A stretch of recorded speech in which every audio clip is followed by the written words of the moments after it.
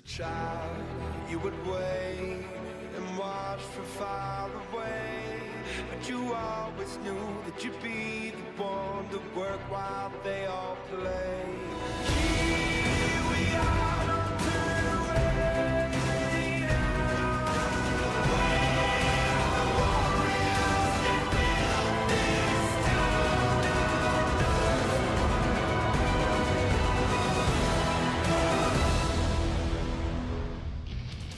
And welcome back, everyone, to the LPL Grand Finals. We are about to start game number 5 between EDG and LGD. My name is Julian Pastry Time Card. Joining with me for the final time this evening is Christopher Papa Smithy Smith.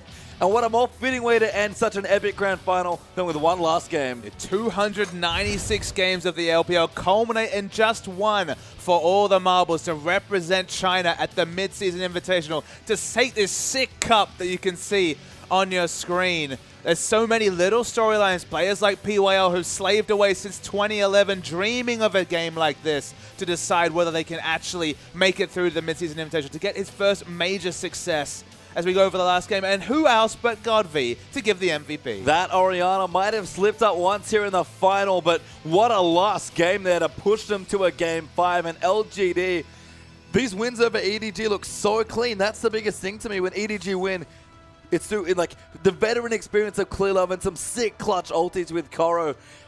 I mean, when they work together as one, when they're on the same page and everything works wonderfully, they look almost unstoppable. But LGD have been picking them apart piece by piece throughout the entire series. And if they have them downloaded for this last game, EDG don't stand a chance. In general, EDG was so strategically outplayed that game that it never got to the point where a Clearlove Ultimate could start really resoundingly changing this game. GodV was always protected well on his Orianna. The tanks played their roles. The lane swaps in particular, setting Urgot up to just forcing him to mid, never getting actually to take the 2v2 that he always wants to look into. We mentioned the fact that Def likes to avoid that 2v2 matchup at the start, but eventually you get to rotate, start to freeze minion waves in. Because that minion wave in bottom was pushed when he rotated down, he needed his jungler to come and try and bounce those minions off the turret and move them towards his turret, because Sivir just froze for the rest of the laning phase, forced Urgot to go mid, and that strategic advantage, that anti-AD carry, basically traded farm with an Orianna. And you saw pretty clearly who came out the better of that trade. I mean, that's just one of Imp's best strengths, and as a team, LGD, they're so good in a lane swap situation. Imp's great in a 1v1 or 1v0. TBQ's much better when he just gets to graze a bit and farm up the jungle like an old school Clearlove here. They're just so good at doing these lane swaps. PYL's a great roamer as well. I want to see EDG maybe pick standard lanes because that's something that they haven't really gotten in this series. And I'm going to ask you, have you ever seen EDG get this outplayed? Because we talk about strategical outplay. EDG were usually the team doing that to everyone else. It's a two-factor thing. I've never seen EDG get this strategically outplayed, but I've never seen LGD play this soundly. This has been kind of the story of their playoff run, is just how much they've leveled up compared to their last half of the season. If you remember, at the start of the season, Imp, we were thinking, was probably the best performing AD carry. PYO was unchained, running around the map, getting wards, playing like he has been in this series in their wins. They just fell away for the great majority of what is a grueling, long season. You know, towards the end of the season, the incentives for showing your best hand aren't really there once you've guaranteed yourself a place in the finals. And the finals LGD compared to what, 8-9 weeks of LGD play, it's just night and day. It is. I mean, we've already talked about it. They've had a dream playoff run, running 6-0 until they ran straight first into EDG. 7-0, and then the wheels fell off a little bit, and it all comes down to a 5th game. EDG trying to keep the title in their club for what would be a 13th major win, I believe, for EDG as an esports organization in China. And LGD only got 3 big titles, but I'd love to make a 4th. Just selfishly, players like PYR, as we mentioned, finally getting that big success. Imp, actually, I made a mistake and misspoke. Pawn, of course, only joined the Samsung White organization after their big OGN triumph against CJ Blaze many moons ago. So Imp is the only person who can actually look to claim the triple crown of OGN Championship, LPL Championship, and the World's Championship. Pawn never managed to pick up that LCK, or at that time OGN win, despite being on such a dominant team like 2014 Samsung White. GodV, the flair player, the confidence player, the king of the playoffs, you have to say, after so many carry performances. I mean, when you look at GodV and Pawn, you look at probably the 2 strongest flair players in the league. And what I mean by that is probably typified by how they play against Dade, another one of the Samsung members.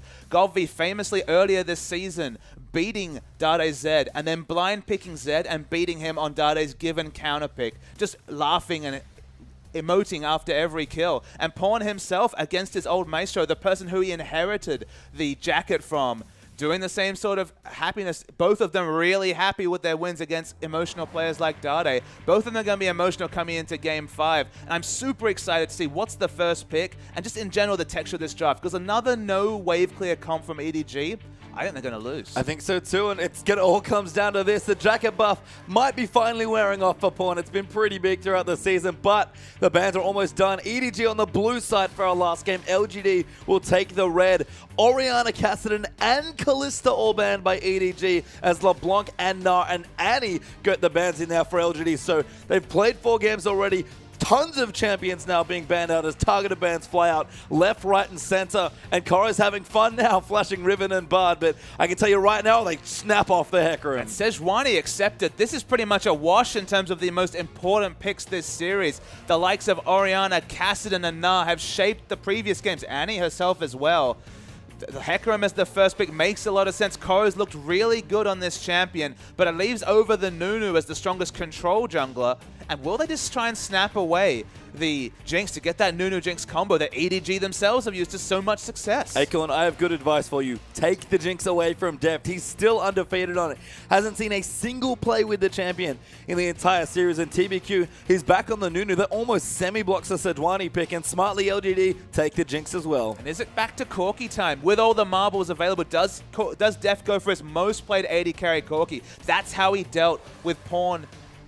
He dealt with Jinx in the previous series. They're already flashing the Janna here just because they don't want to allow full disengage comp to go over to LGD. What is the next pick going to be? They've already committed to a top laner. Now they really need to start rolling with their other picks here, EDG. Look, especially with Nar banned away, Koro will eventually deal with this Jinx. It's just a matter of getting him to that spot in a good amount of time. The other thing Jinx does for you is give you fast push options. So I like this. Be more aggressive from EDG as they take away Thresh and Rek'Sai. Rek'Sai was the champion Clearlove moved towards in Game 5 against WE. It's another Game 5, another Rek'Sai game. He's shown excellent presence in this champion, but suddenly the disengage starts to pile on. Honestly, this comp didn't work so well for EDG.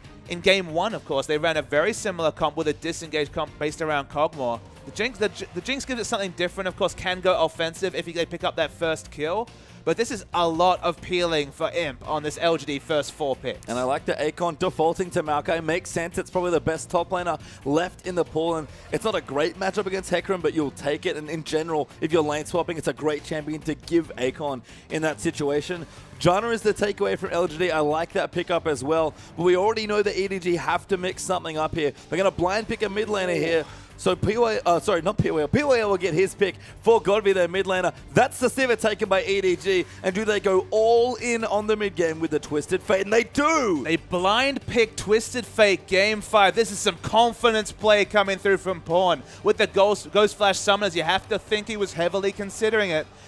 You've got the choice of counterpick to assassin player like Godby. Will he go standard, actually, and go for just a normal assassin? Will he go for the likes of Syndra that he loves to play? There's so many different champions that work in this situation. Wave clear and assassination onto Twisted Fate is what LGD need with this last pick. Ahri they could pick. Diana if he wants to go back to it. Thankfully, LeBlanc's been banned by EDG. Pawn hasn't got to look at that champion all series long. They do lock in Lissandra. It's a good control mage to try and deal with the Twisted Fate. But Imp, you better get world champion on this last game here because your job is to hard carry this game. Yeah, it's a bit of burst from the mid lane. Good wave clear, but all in on damage on Imp. The world champion, the potential triple crown winner. It's all on him in Game 5. Yeah, and that's what they're looking at. A ticket to MSI and a one shiny trophy there as it's come down to Game 5, which honestly, in the LPL final, we've already played almost 300 games. What's one more? What's one more? Well, this is the one more. This is the game. And Lissandra, that's the big answer in pick coming through. And last second changes to cleanse summoner spell. So suddenly, the kill pressure's that much lower onto Twisted Fate. Giving Twisted Fate any semblance of hope to roam is going to be a big problem for LGD because there's mid-game power across the board for EDG. Yeah, it's Hecarim Maokai on the top side. Rek'Sai versus Nunu with Clearlove. Going to go back to his old aggressive ways that we've seen earlier in the season. Pawn with the blind pick TF into the Lissandra. And Pawn, he doesn't want to kill his mid laner, but he wants to kill Imp especially. As Deft back on the Sivir versus the Jinx. I mean, the big thing for LGD is that if you look at these individual laning matchups, they actually all swing in the early game towards LGD. Maokai has a much more regular laning phase against Hecarim. Lissandra's going to have the laning phase advantage against Twisted Fate. And Jinx has always been a positive laning matchup against Janna. They've picked well, but it's only a Nunu to impact the lanes. So can EDG get the lane swap they need? Because that could be the crucial factor for this game. We'll have to find out. It all comes down to this.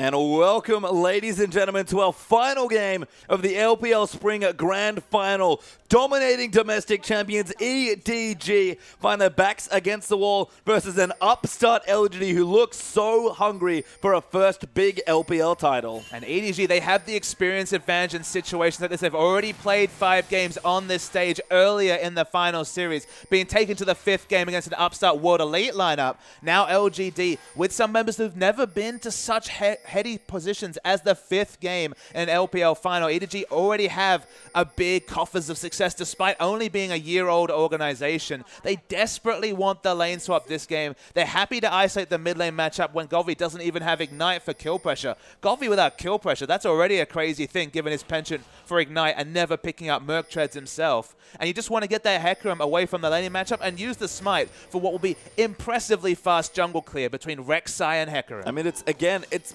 almost been a tussle between who needs or wants the lane swap more. It benefits LGD strategically so much, but EDG, especially in this situation, kind of find themselves where they need to lane swap and get the Hecarim away from the Maokai. Given that all of LGD's strategies seem to depend on a lane swap, whether that's TBQ's strength as a jungler, their confidence in putting Godvi in 1v1 lane matchups on basically any champions and trusting his mechanics in general. And of course, Imp's amazing ability to just freeze minion waves, just has a better ability at doing that than any other AD carry, even though it's a now standard thing in the meta. LGD basically seem to play their game plan around the lane swap, much like Samsung Blue did once upon a time. And they get the one they want, but in this particular game, I feel like EDG get the lane swap they need. Yeah, Hecarim going to take away. That's a good way to put it, as Pawn will join for his final mid lane matchup here against Godvi. And both these mid lane players been exceptional. Godvi especially has come up during playoffs. He's called in the playoff king. I think I agree with you as far as that title goes. And it's funny that you mentioned that both these players like to pick on Dade, because Godvi, he's gone full Dade this playoff. Absolutely. Blind picking Twisted Fate has definitely gone good or bad depending on what team you are. Vici Gaming, we saw Hetong loving to blind pick this game. In general, wasn't punished for it. Then we saw Cool try and do it for OMG and get horribly punished. The first Destiny leading to first blood against him and losing his turret. The ultimate big issue for Twisted Fate. Speaking of Twisted Fate. Yeah, dive coming in. Acorn's here as well. Pawn's going to get ganked. Nothing he can do. The teleport's down. No, he's not alive for long enough. Koro's trying to help him, but they can't join in. Even PYL's piled on. And that is some crazy aggression. I thought the cleanse meant no visits to the mid lane, but with Twisted Advance for the guaranteed lockdown, they go for the sheer turret dive. Koro teleports in at half health. They couldn't turn onto him, but first blood already, and both escape summoners used by Pawn. And we saw it in an earlier game in the series. LGD reading EDG's roam to give Pawn an advantage in a disadvantageous matchup, and that going wrong with them counter-ganking. This time, they just nip it right in the butt. They're going to gank him before anyone else expects. It's just not something I would have expected. And as you mentioned, it's one of those situations where they have Maokai and Nunu. Remember, Maokai can drop turret aggro with the Twisted Advance, so it can take that first turret hit, drop the aggro. Already Nunu is super tanking and just consume I believe it's a Krug and get the extra 10% maximum health. They're jungling on the top side. There was never going to be any defensive wards. And TF, even though he's prone to be turret dive, we're talking about a 2-minute turret dive. That's never something you account for. But that's really heads-up play in a grand final. It is. LGD now 500, 600 gold ahead, in fact, in their mid lane matchup. Godvi goes back, gets double Dorans now as Pawn can only equalize as one. And the nice thing, they get 3 summoners out of the deal as well with a teleport, and both of Pawn's summoners down as well. I mean, Ghost Flash being down, doesn't matter that Godvi has cleanse. There's significant kill pressure, even with a Nunu. Twisted Fate's very good at pushing in these lanes, not as good at last hitting under turret, but that's the only option he'll have without any summoners whatsoever. You can see Deft doing fine in the bottom side as well, but does not benefit nearly as much as the Jinx, you have to say, who does want to navigate away from a lot of her early matchups. To be fair, Deft is dodging the Jinx matchup as Sivir, so that's nice as well, but it's Koro for me. He needs to get going on this Hecarim, and he's doing great right now. 9 CS to 3 with the Smite is a good early lead, but if Pawn keeps getting picked on, it might not matter how big the horse is.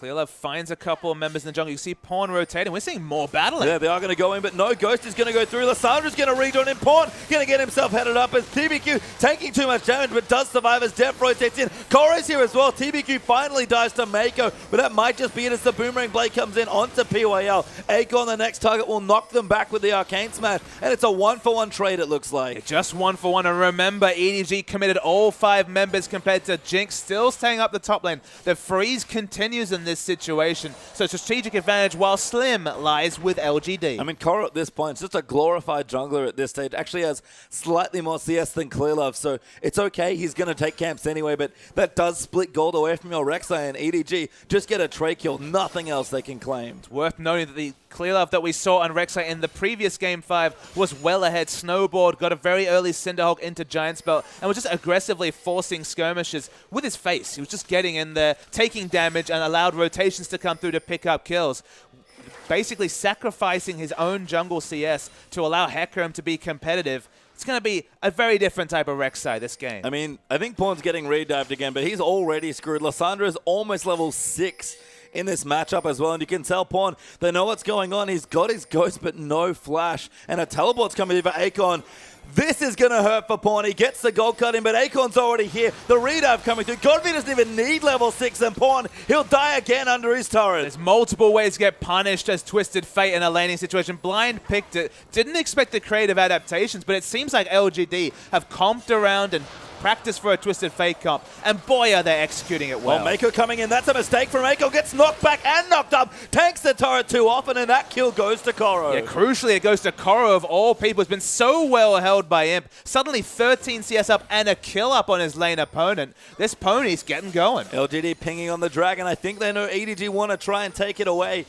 TBQ is in the area. Deft is pressuring the bottom side turret, though. And EDG, they're on top of the Dragon. They might even get a turret from Deft. Yeah, they've got 2 smites available at this point. So safe to secure the Dragon. For everything they're using against Pawn, they're getting punished in other ways. So at least EDG aren't falling behind in a drastic manner. But in terms of lane presence, 0-3-1, just a Doran's Ring and level 4.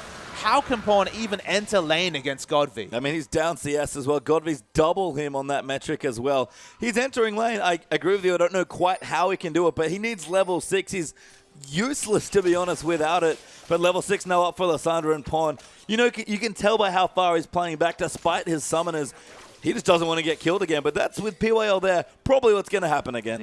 He was pinging defensively around that cove. He doesn't have vision. There needs Rek'Sai to put a vision around both coves just to see whether Lissandra's going to go for that aggressive glacial path into kill pressure. I mean, level 5 Twisted Fate with just a Doran's Ring is free food for Godfrey. I mean, we talk about the first Destiny as well being an important thing for Twisted Fates.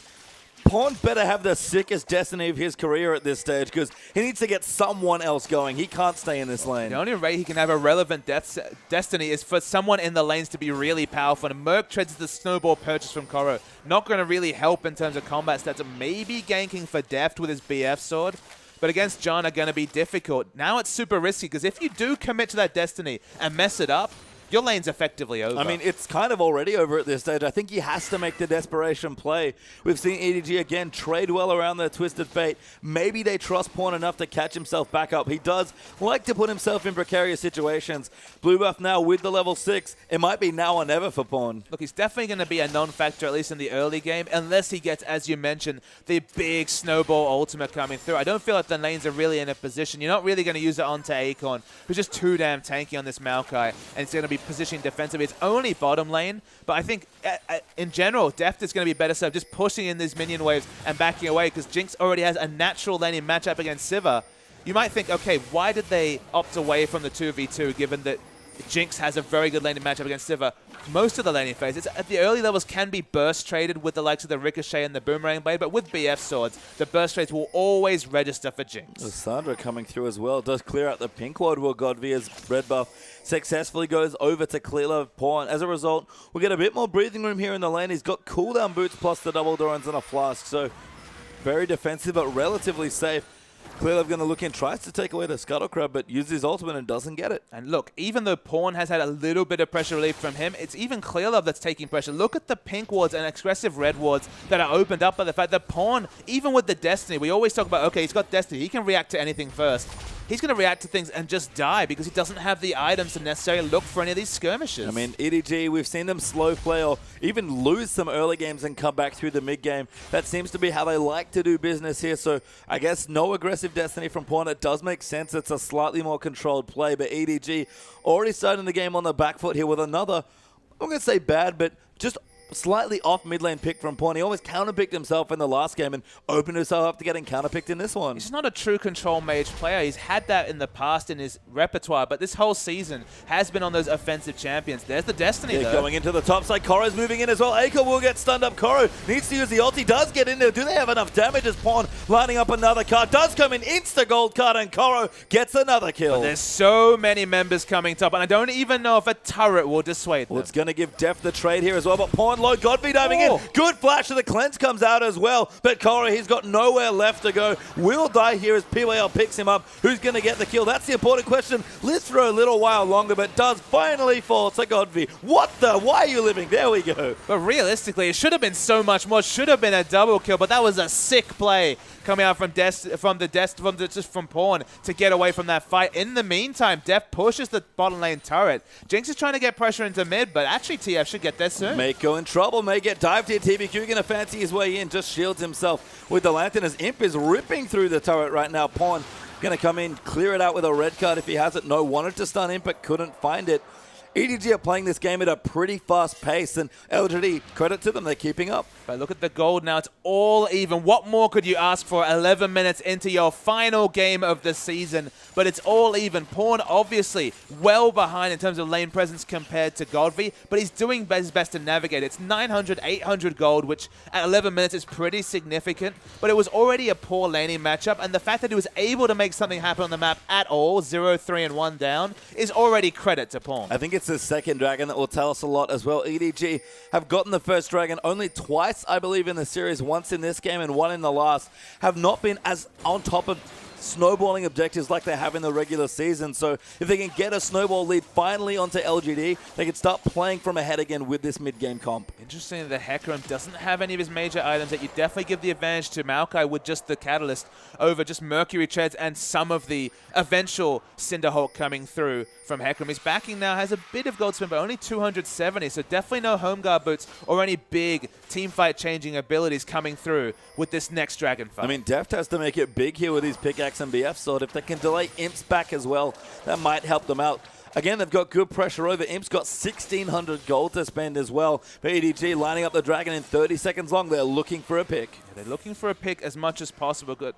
Jinx is perhaps going to have to back off. It's another situation where Dragon's spawning and the purchases haven't come through from Jinx. You see pings in the area. Just if he backs himself, just to pick up a bit more regen.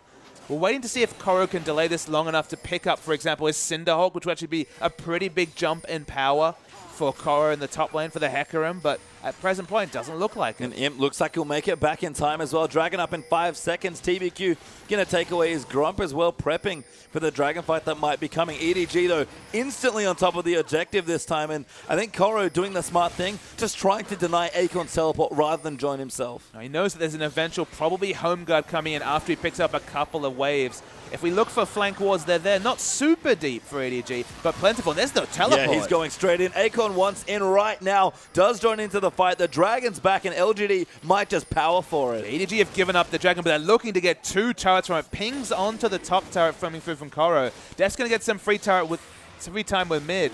But I don't know if they have enough damage to take it down just yet. Dragon goes there over to LGD. Mid turret not taken out, though, as Godby's there for the wave clear. Pawn back to the bottom side, trying to get some farm. Might fancy a 1v1, but probably can't do it up against Imp, who's quite strong at this stage of the game. Koro actually porting into that's who they want. They're going to go in onto Imp there as PYL joins in as well. The Destiny use just for a bit of vision. PYL interrupting as much as he can, and TBQ's come down as well. PYL gets stunned, but Imp is running down onto Pawn, and he's caught completely out of position, and that's a double kill for Jinx. A double kill just makes things worse, and in mid, they're losing another trade. Mako snared up. That's a kill for Acorn, and EDG, everything's going wrong. They're getting caught in 2 areas. Clearlove finally shows up to the fight. Going in again onto Acorn, but it's 2v2. Deft, does he have enough damage? He does. Finally gets the trade onto Acorn. Godby gonna get flash on Borrowed, still going in onto the Lysandra, and Rek'Sai gets a double. But the objectives work really well for LGD, taking that bottom lane turret. Even though he doesn't have Infinity Edge or boots, Jinx doesn't care. They have the first outer turret to equalize what's coming up, and they're gonna contest this red. You can see another 1,000, 1,500 gold lead up for LGD. Deft desperately trying to push here, but he just doesn't have that much, and the rest of LGD, they're coming to gank him. Yeah, they're coming to gank him, and he doesn't even have the ultimate to get away. He has flash and heal. TBQ in here, good spell shield. Clearlove's in as well. Imp gonna get snared up. That's a big deal as Clearlove gets his third kill. Deft still alive, used to heal at just the last second. Korra gonna chase in. Mako needs to find a hook, gets the stun. There's the Umbora coming through. Hook landing as well. Boomerang Blade comes in. And EDG, how are they doing this? Mako is so clutch on Thresh. There's a reason that World Elite were banning both Thresh and Annie. Give him a playmaking champion. And this rookie in his 5th game in the LPL final is playing out of his mind on Thresh. And he needs to. Everyone on both teams need to at this stage of the game. It is do or die. If you're a clutch player, you better put your hand up right now. And Pawn, he might be behind, but he's still fighting, and so are the rest of EDG. It was Pawn's heroic performance in Game 5 against World Elite that was one of the main drivers for EDG even being in this position. But this time around, he needs his team to step up. And so far, the likes of Clearlove and Mako have really stepped up in the early game. And Korra's getting tankier as well. The Cinderhawk's done to pairing with that Skirmisher Saber. And we've talked about Hecarim being a big threat. He can dismantle a lot of what is honestly a mostly single threat comp from LGD, and Acorn, even getting aggressed on, can't do anything in the matchup really. I mean, unfortunately, Maokai, while much more flexible, while an excellent jungle follow after, as we saw with the very early turret dive on the Twisted Fate, he doesn't even have a Righteous Glory to show for 16 minutes of play. Acorn has consistently been in this situation where he's had the minimum of resources and been asked to make the most of it. But there's a minimum of resources, and there's no one item spike at 16 minutes. No, and it's Hecarim that if he gets comfortably to his big items, is going to cause trouble for LGD at about the 25-minute mark. And already he could be a problem as Korra, you know, he's playing out of his mind to try and win another final. And Clearlove's here again. Ulti they used by Korra onto Acorn. Clearlove with the knocker, but TBQ's coming in, but here comes Pawn into the top side of the map. No, he's too far away. Just wants some vision. Does teleport in, but he can't make it in time. They've committed all 5 members to top. Deft, what? Going so deep in onto Acorn. Gets the solo kill by flashing on top of his head. I mean, his aggressive flashes on any champion has been crazy this year. They're going to get the top, but they're going to swap it for the mid turret. And there's aggressive pings from LGD to keep pushing. And do not race a Jinx when the LPL final is on the line. Imp, so good in base race situations, and Deft, he's staying as well because he knows he can't stop it. The tier 2 falls, but they might equalize. 3 for 2 right now. EDG going to try and make it 3 for 3. Still too healthy. It's over half health. They do have the Dark Passage to get away. Multiple members rotating. EDG need to make evacuation maneuvers right now. Deft with a good... Lantern actually gets him out to safety. Credit to Mako for being in the right position. Deft will escape. Clearlove will as well. We can all breathe a sigh of relief for a little while longer. But LGD now up in turrets and Dragon. The action's not stopping. It's back in a minute 55. EDG have managed to find 106 CS onto Pawn despite him being a complete non-factor in any sort of laning matchup, to the point where they were sending him bottom in a 1v1 versus Jinx, which obviously he had to respect to the point where he couldn't hit the minion wave, only really CSing with max range wildcards. They gave the blue buff over to Sivir because there was no way that Twisted Fate was relevant in this mid lane in the mid game. So they're just trying to play around the fact that Twisted Fate has got that global, he's got the CC, but he's just a CC bot at this point. I mean, Pawn's doing what he can with the resources he has, and there are not very many of them, but a very important 3rd overall Dragon is coming up soon, and both teams are trying to contest for it. I mean, you look down, it's pretty low damage on both sides, to be honest, and that 5th Dragon, always a strong win condition. It'll still be the same here in our last game. Imp will have flash up for the fight. 2 no escape AD carries means that might be a very relevant statistic. Pawn has both flash and ghost, so the mobility for the gold card.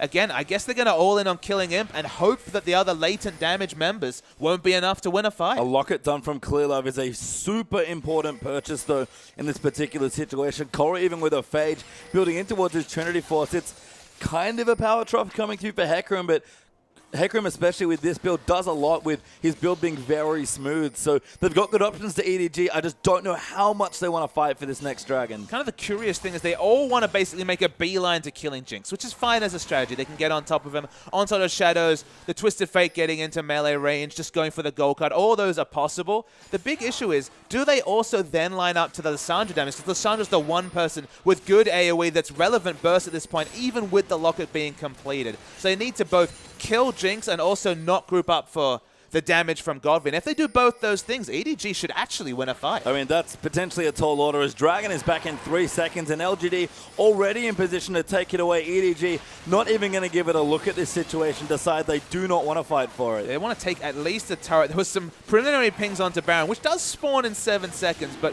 probably not quite the game for that. No, EDG known for doing some, I'm not going to say reckless Barons, but they do like to do them early, but that one is definitely a little too far. It's Clearlove right on top of a ward, not going to get a pick through here, unfortunately. So will they take down this turret? It's now below half. Yep, Maokai just respects the fact that Clearlove could be in this jungle. No way for them to contest. 3 turrets to 3, but if you're going to ask me, I'd take the mid 2 turrets over the top 2 turrets any day of the Pawn week. coming in, does pop the Destiny, but not really a good gank target there. Imp actually, if they want to go really nuts and tower divers, Clearlove will just back away, and that's another Destiny used just for vision. That's honestly all that he can really do. Does have 40% CDR, so that ult cooldown, while still long, is not the most relevant statistic. He will have it up for the next fight. There's no dragon to fight for multiple minutes, so probably no real way for LGD to punish the fact that the Destiny's being used purely defensively. Yeah, EDG, we talked about Mako coming up clutch here in this series. It's Koro once again.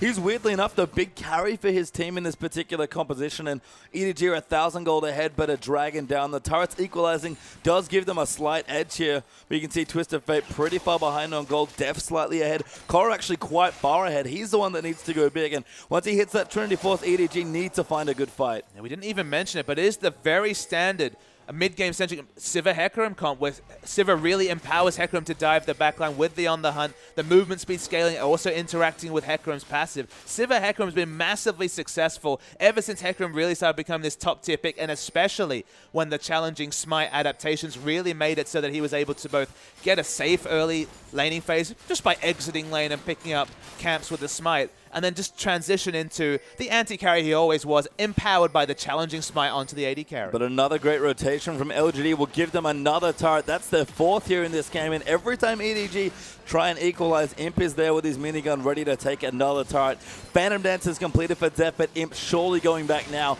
to complete his as well. Azonya's done for Godby, means that Trinity Force couldn't come any sooner for EDG. Honestly, though, if you told me, and you just told me these comps and said, who's happier in the late game, I'd take EDG just because of the fact that Twisted Fate is always relevant in the late game for both burst damage, pushing, and CC. Hecarim is massively strong in the late game, errs much more towards the late game than Acorn does on the Maokai, who's still very, very tanky in the late game, but only really a peel bot compared to just almost an just an anti-carry in Hecarim. Not quite Urgot in his anti-carry ways, but with the Trinity Force, the Home Guard boots, and the challenging Smite can do so many things to a no-escape AD carry like the Jinx. And because we're stacking health and resists on the likes of Rek'Sai, this front line from EDG should get strong once some armor items are completed for Clearlove. LGD doing such a great job of getting exclusive vision of certain objectives. Def puts a pink wall down and clears it out, but EDG know that they're scared of LGD doing Baron again early on with their Nunu. They'll try and counter push the mid, but they actually just might go in. In fact, Acorn's looking for a flank teleport, does find it in there, dives in onto Pawn. That's not good news as the ulti comes in for Jinx. She gets excited, Def cutting back. Koro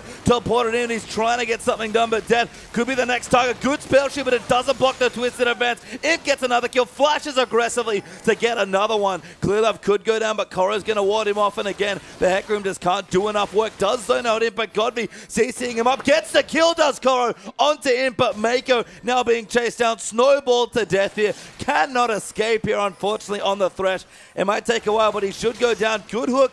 Gonna delay the inevitable, but he finally falls. Ironically, the answering kill onto Jinx does actually buy EDG enough time to respawn. The death time is still very short, so they won't lose a big objective like the Baron, despite that being just an immaculate initiation with the Flash Righteous Glory coming through from Acorn into that twisted advance onto Pawn. Pawn under farm, doesn't have Azonya's, was always going to die, but killing that Jinx keeps EDG in this game. Yeah, distortion boots now for Pawn, so at least being cost efficient with his purchases here in this game. And Koro now going tanky, not quite completing that Trinity Force yet. And this is Hecarim's thing. He's a bruiser. He does need tankiness and damage. And right now sort of split the difference by a lot of them. Sure, the Cinderhawk Skirmisher Saber gives you a lot more smoothness in your early game build. But Koro, he still needs quite a bit of gold to get going. He does. And he's been forced into magic resistant armor just because, again, the damage coming through from the 2/3, the burst damage especially from Godfrey, while it might fall off at 40 minutes, at 25 minutes, it's still super, super relevant. And Godfrey's the big winner in this game in terms of lane matchups. Pawn offers a gold card and basically nothing else other than a global reveal until his Zhonya's is completed, and then it's Operation Kill Jinx between him and the Hecarim. I mean, if they can kill the Jinx, that'd be great. But right now, EDG just have to play defensively. I think in LGD's smart stuff, they're threatening constantly around the Baron. Okay, Pawn can get a pretty far distance. Actually, ultis just to check them around the Baron, but LGD, they've started it. Yeah, I mean, they've started it. Pawn's teleport to mid. We must see a contest. He's surely. running in. Koro needs to line up an ulti, but he doesn't even have it. Going in. He's riding straight into it. Clearlove steals the Baron somehow. POL ults him out, but Godfrey, he almost goes down. An Imp, he's already dead. Godfrey will go down. Def gets the next kill, and EDG one more time. A 4-for-0 team fight and a Baron. But they steal Baron. That's the crazy thing to come through. Level 14 was Koro. Level 13 was Clearlove. Just from having the extra levels and the 2 smites, 2 options, and of all people it was Clearlove, and it had to be Clearlove. Koro didn't even use his ultimate. How did they do that as Clearlove? 408 now on the Rex side. Probably had something to do with it. And LGD, they're losing all the turrets. The 25 EDG Baron finally comes back to haunt them as they get it stolen away, and their base is in shambles. Yeah, this minion wave wasn't prepped earlier, but just happened to be there, and they take all 3 turrets in a row. And what was a safe Baron, just having that vision from the Twisted Fate for the contest, and then just the most smoothest steals, drive-by by Clearlove, and EDG look like they might have one hand on the cup. Clearlove is really earning that 20-second title. Just watch the replay coming through here. Clearlove just casually slides in and literally steals the Baron in the same movement. LGD are low and have taken so much shred. Pawn gets into the backline, gets the stun onto Jinx, and she dies. He has the Zhonya's after that fight as well, so that's going to be a much safer maneuver. But everything LG did was tunneling in onto the Baron, and they didn't get it. That was so clever from Pawn. A player who's this far behind may actually find himself dead as the rocket's coming in. Does use the Zhonya's. Can that buy him time? His team's actually tunneling down. Tries to ult away, but that's not going to work. But EDG might just take some structures. They're certainly going to take the inhibitor at a minimum. LGD honestly should stay and try and pick up this dragon just because EDG don't feel confidence in trying to finish the game. But what's there to say? They have vision. If they start the dragon, they'll lose their base. They can't do it. They actually might get some kills, but Siva's defensively ulted to get them out, and EDG will sneak away with a trade kill. And Pawn, the man who's been behind 0-6-5 as one of the world's best mid laners, and somehow he's still making plays. And that's just the reality of Twisted Fate. He does so many things. The reveal is really strong, and Pawn's smart enough, and EDG was smart enough to not try and pass him blue buffs or try and camp his lane. He was a write-up, so just throw him. He can farm from 1300 range with the wild card. Sure, he'll be behind, but gold card is always a relevant skill in a team fight, and they've played around the fact that Pawn was completely annihilated by all of the LGD members immaculately well. A third dragon there for LGD in and amongst all the trading there, so LGD get a nice foothold on the dragon. That's a big win condition for this team here, is that 5th dragon. But we look over, Koro getting tanky at 1200 gold now in the inventory. Clearlove getting real tanky. Pawns finished his Zhonya's. Deft has 3.5 items. That late game that EDG are looking to creep towards is coming much sooner than LGD might have expected. I guess the interesting question is, where does Koro go with his build? Has the Phage, could build into a Sheen, but honestly the next fight, maybe him living a little bit longer. There's so many incidental damage deals. Even Clearlove does respectable damage on the likes of Rek'Sai, that maybe it's not a big rush to actually finish that Trinity Force. Will come at some point, but right now, living a bit longer, getting another spell rotation might be more important. I mean, Imp has no lifesteal, so I don't think they're that worried, especially if Twisted Fate at this point. If Koro's CCing everyone, he'll do what he did in the Baron fight and just dive straight into the backline. That's all they're going to do. That's what Twisted Fate's going to do. He has the Zhonya's now. He's going to register the gold cards, an automatic auto-attack cast, and then he can just go into Zhonya's and live. So has all those flexible options. They're pushing their wards up aggressively as you'd expect, and they're going to try and take this last outer turret with the Super Minions still pushing them in. Yeah, Super Minions are, though. I believe the Baron buff has dropped away. It has indeed, but EDG still plenty of pushing power here with the Siva. Lissandra coming in. Actually, Def does take the Lantern away. The Snowball will follow all the way with him, but he'll be just fine for now. They have a big minion wave pushing in the top that eventually will push out. Korra gets the Raptor buff, which is, of course, the cute thing that happens when you have that teleport smite and starts a clear vision around the top side. He has teleport available, isn't in position to get a home guard, but he's actually sitting on 1670 gold, and EDG just backdoor this bottom lane turret. I like what EDG are doing. They're trying to split up LGD for as long as possible. They've already taken a mid inhib. They've got great mobility between Rek'Sai, Hecarim with teleport, and the Twisted Fate Destiny, that with no major buffs up, why not do this? They don't actually get to claim control over the enemy red buff as Korra just teleported back. Bought the Spirit Visage, so now he's basically a super tank. Gonna probably go to the Trinity Force as his next item, but plenty of magic resist and armor confirmed. And again, Operation Kill Jinx and deal with the Gold V damage that was so important 5 minutes ago. Every minute that goes on in this game, Gold V gets slightly more irrelevant on the damage front and only really serves to set up targets for Jinx to get resets on. With a Mikhails for Thresh and a QSS dumb for Deft, he might have just entered that point in the game as well. Everyone else either has a way to get out of the ulti or is too tanky at this point, especially with the lock it up for Clear Love EDG. They found themselves a lead almost miraculously in this fifth and final game. They're up 5.5k, but what else can they do? This game is not over. Yeah, they've already broken the base. There's no real need or impetus for them to dive on any structures, and Hecarim's the one that's getting unanswered free farm. Suddenly has a 100 CS advantage over Maokai. If we're talking about gold leads, he's got a casual 3,500 gold lead on Akon, and sure, Akon has a much lower gold ceiling to pick up his items, but Frozen Heart and a Righteous Glory, he's sort of tanked to death, but he's going to blow up incidentally in a fight. Korra, the big carry for this particular team composition, farming up a storm here in the last game, and LGD holding on to some dragons here with the advantage, not quite holding on to the same amount of turrets as Deft. He has not left this lane in quite a while. And it makes me smile that Twisted Fate, Pawn has understood. He's not doing any damage this game and just gets a QSS for just the casual more gold cards. It makes sense. Again, he's almost it's a bit pejorative, but a stun bot at this case with TF. He wants to dive in, be an extra CC, just kind of add to Korra's ultimate when he goes through. And Deft and Korra at this point, they're doing plenty of damage. And they have enough damage between the members. Not enough in any single one, but as you mentioned, Deft's got the 3 items, so he's doing as much damage as he needs to, and they're all going to dive in, as all Civicomps do.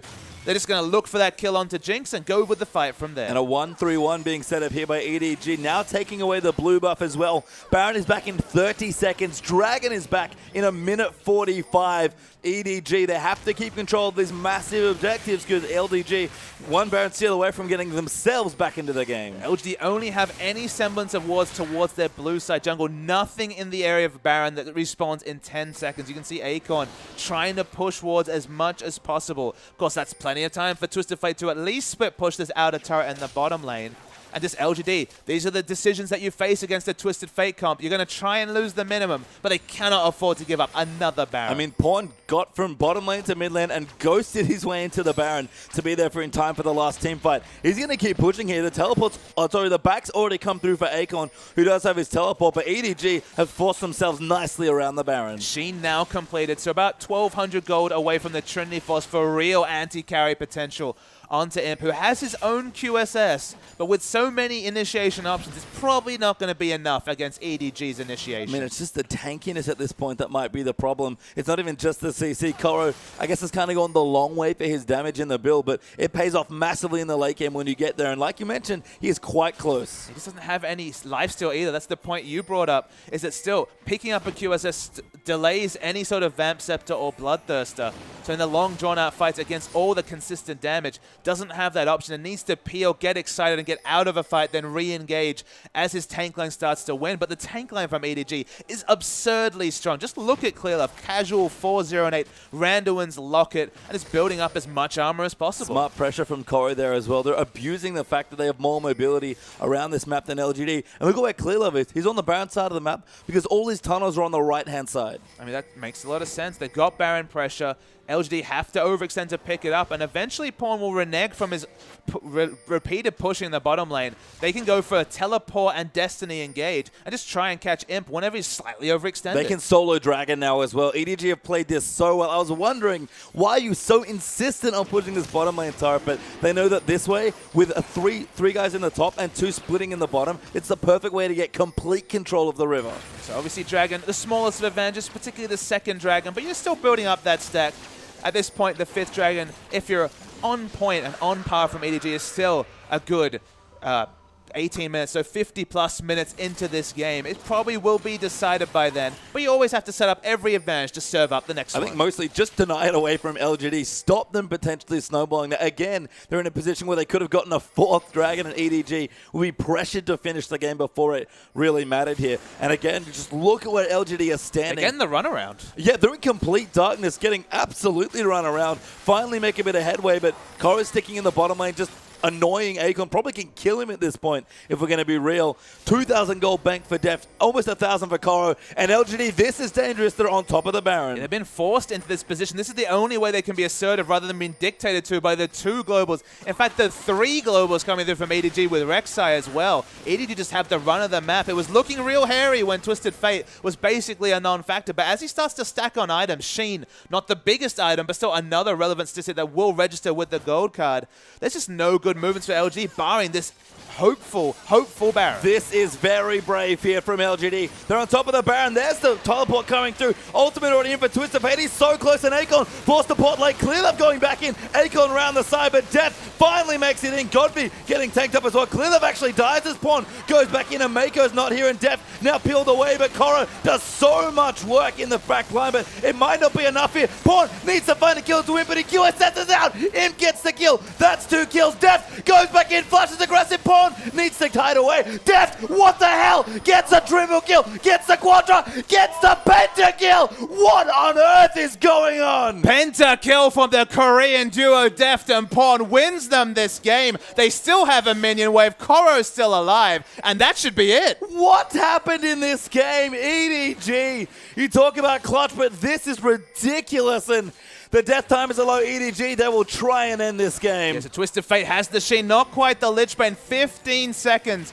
on any relevant wave clear. It's going to be, at minimum, a bare Nexus, and with 3 globals, that's going to be a big deal for LGD to defend. 1 turret down. EDG are training down these turrets. Can they take out the game? PYL's back. TBQ's back as well. Imp is going in, but EDG, they're committing. They want to go for the Nexus. They take it out. The once and future Kings ascend again to the throne.